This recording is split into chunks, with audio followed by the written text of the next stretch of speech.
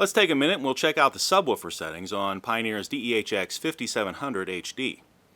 So to get to the subwoofer settings, the first thing we want to do is make sure that we have the subwoofer output turned on.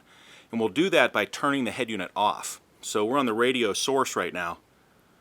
Press and hold the volume control a couple of seconds. Turn the head unit off. Then press in, even though I have my clock still showing here, press in on the volume control.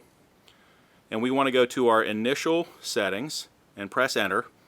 And here we see the speaker output and the pre-out. That's the RCA output mode. And we'll press in on the volume control here. Okay, so right now this says my rear speaker outputs are set to full range and my rear RCA outputs are set to subwoofer.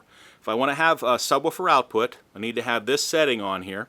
Or I can roll over to the next setting, which is rear speakers are set to subwoofer output and rear RCA is set to subwoofer output.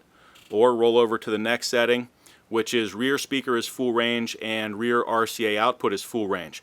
If you choose this setting, you do not get a subwoofer output and no subwoofer controls appear in the system. So we're going to roll over to the next setting, which is rear speakers full range and rear RCA output set as subwoofer. And I'm just going to press my source button to go back to the radio. And now press in on the volume control and we're going to go to the audio menu. Let's see, here's audio and press enter. Now I'm going to roll along until I find my first subwoofer setting, and right now the subwoofer output is turned off.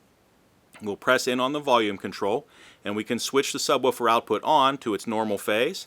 Hit it again and subwoofer output is on in its reverse phase. Touch it one more time, subwoofer output is turned off.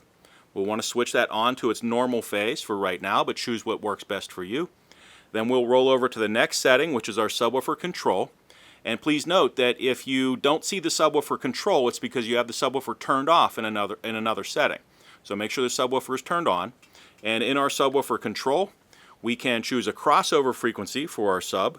So this is our low pass filter. We can choose from between 50 and 200 hertz. Choose the frequency that works best for you there.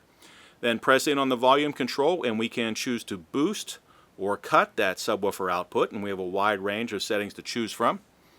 Then press in on the volume control and choose a slope for the crossover. So right now our crossover is set to 125 hertz, and we can choose either a 12 or 24 dB per octave slope at that chosen crossover frequency. So now we can go back and roll over to the next setting, which is our bass boost. Press in there and we can add a little more bottom into the system if we want. At any time, you can exit this menu by pressing the band button.